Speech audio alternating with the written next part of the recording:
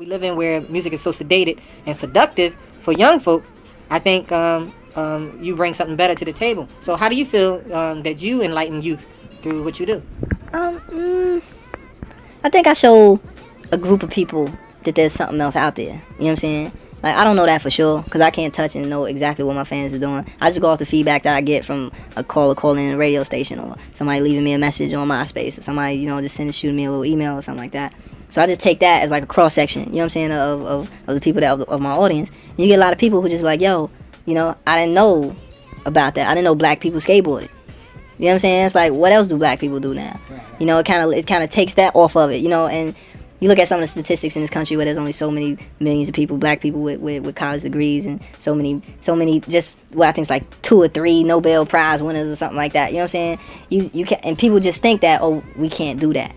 It kind of takes the limits off of it, of what you can do and what you perceive, what you couldn't do.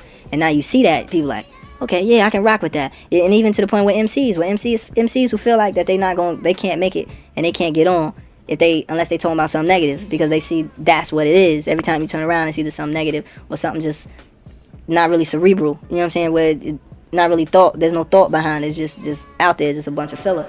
Lupe Fiasco was born on February 16, 1982, and he's an American-born rapper, pretty much born and raised in Chicago. I want to say he gained more mainstream recognition for his guest appearance on Kanye West's 2006 single, Touch the Sky. Who's on third? Lupe still like Lupe in the third. Here like here till I'm bitter on the curb. Peach buzz, but bitter on the verge. And man, this song was going so crazy. This shit peaked within the top 50 on the Billboard Hot 100. This song was a bop. Trust me, as a nigga that's a Lupe Fiasco fan, I would know. I was not born in 2006. I was only 1 year old, but I do remember me listening to it. Didn't know what the fuck I was listening to, but I definitely remember it. Now in 2008, Lupe Fiasco formed a rap group by the name of Japanese Cartoon. And I didn't mean rap group, it's a rock band, my fault. Now in this rock band, Lupe Fiasco was the lead vocalist. He developed his interest in hip-hop pretty much in his teens, after initially disliking the genre, which is kind of crazy that he disliked the genre, but he's also doing the genre. He started to like enjoy it and want to actually make his own art. I done been down here before. This is my 3rd record deal. I done been down here before. There was one show I came down here, we used to perform with Frankie Beverly and Maze. You know what I'm saying? Yeah, so I done been down here all-star weekends and all type of other stuff. Down here trying to crack this here, so, like I ain't no New Jack down here. I hear that. What happened to Steady Mobbin'? Steady Mobbin'? A lot of stuff that happened, even when the leak came out, and there was more songs on the leak that I wanted to put on the album. At like the 11th hour, we couldn't get samples cleared. It was situations where it was just like trying to hunt down the producers. There was a bunch of red tape, you know what I'm saying, putting songs on that. You're probably asking, why didn't Lupe Fiasco like rap music in the pretty much in the beginning stages? He just didn't like the misogyny and just the vulgarity of the shit, And I can understand that, I mean, not saying that I relate, but I can understand why he wouldn't like it. At 19 years old, Fiasco adapted his current stage name, Lupe Fiasco. He began recording songs in his father's basement and joined a short-lived hip-hop group called The Pack. Never really heard of it, but I mean, I don't think anybody has. If you have, let me know down in the description. Shortly after that, he would meet up with Jay-Z, and Jay-Z would lead him to sign with Atlantic Records. This label pretty much released Fiasco's debut studio album, Lupe Fiasco's Food and Liquor, 2006. Damn, I am stuttering today. Got it all nervous as he dug to the surface. Tarnished gold chain is what he loosened up the earth with. Had a feeling that it would be a day like this. The orchestra in my mind don't play like this, nah. The album peaked within top 10 of the Billboard 200, and it was nominated for 4 Grammy Awards. This was literally, like, the first single that he had was Kick Push, which is one of my favorite fucking songs by Lupe Fiasco. And it marked his very first entry into the Billboard Hot 100 as a lead artist. Now, the 3rd single that Lupe Fiasco had was this fucking banger. It was titled Daydreaming featuring Jill Scott. Y'all know I fuck with Jill Scott. I mean, I don't know, but now y'all know that I fuck with Jill Scott. It's a spy from behind my giant robot's eyes. I keep him happy cause I might fall out if he cries. And this song won the Best Urban Alternative Performance at the 50th Annual Grammy Awards. Like, this is crazy. Like, me doing this video, it makes me happy and just excited, because, like, I feel like I seen a lot of this shit.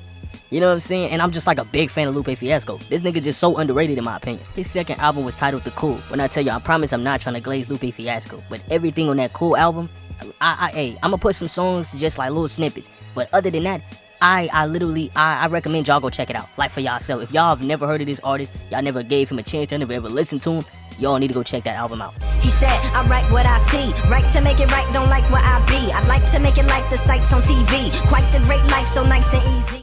in the whole wide world. I got my go gadget flow. I got my go gadget flow. I killed another man today. Shot him in his back as he ran away. Then I blew up his hut with a hand grenade. Cut his wife throat and she put her hands to pray. Not long after, Lupe Fiasco would drop a song titled Superstar, featuring Matthew Santos. This is also one of my favorite bangers. A fresh, cool young Lou, trying to cash his microphone, check 212. I want to say 2012, 2011 was probably his like peak era when it came to like his music actually getting noticed. He was getting recognition. He was doing numbers. I could be tripping, but hey, at the end of the day, it's all opinionated, so y'all let me know what y'all think. So Lupe had another lead single by the name of The Show Goes On. This shit peaked at number 9 on the Billboard Hot 100 and remains his highest charting song. You ever had the feeling that you was being had? Don't that shit that make you mad? Which is wild, man. Like I said, a lot of these, I just know, it's just bangers, man. Like, look, I don't know, Lupe ain't really have no bad music to me, you know? At least not now.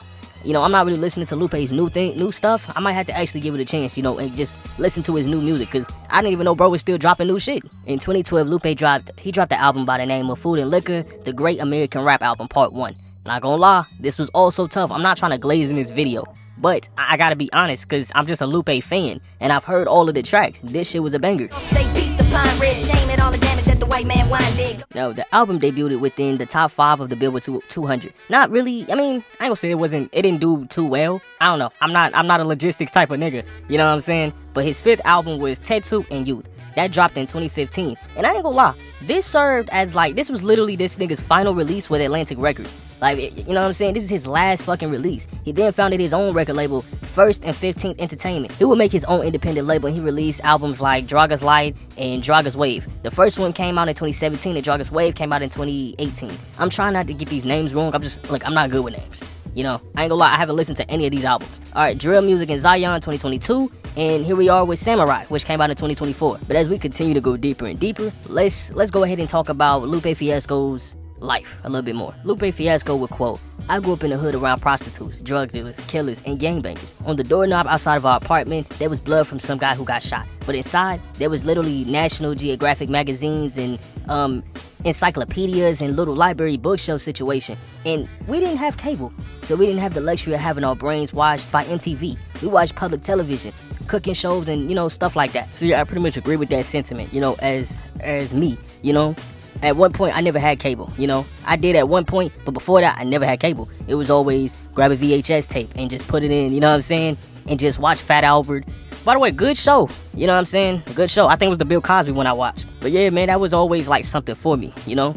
Because I was able to feel something, you know, and be more humble towards myself, you know? Not being able to judge others, you know? And I kind of just learned this shit either on my own or from my parents. Mostly, I learned a lot of shit just on my own and just maturing on my own. Which is, you know, some people mature differently than others. Now, what I'm finna say is this might shock you because you probably just don't know. I didn't know until I started reading up and doing this documentary. Fiasco pursued other business ventures, including fashion. He runs 2 clothing lines, Righteous Kung Fu and Trilly and Truly. And he pretty much, he designed footwear for Reebok.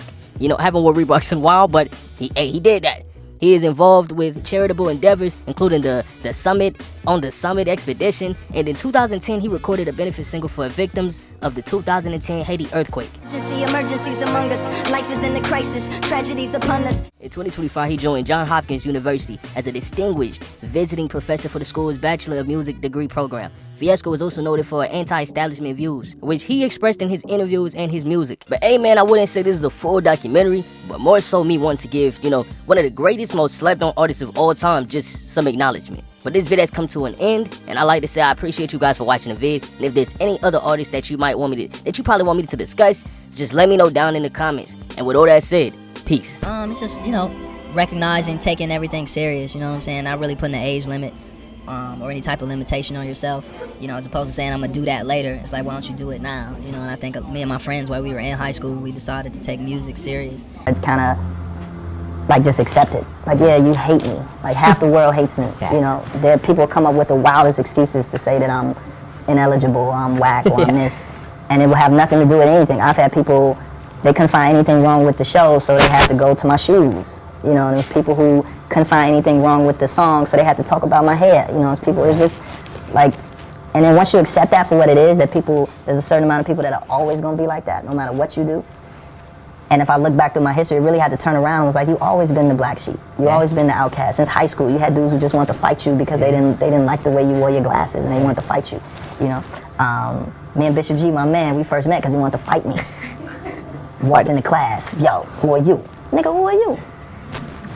But it, you know, it's just when you embrace it and accept it, and then you just send it back at him. Yeah. You know, it was like, I know you don't like me, I don't f with you either.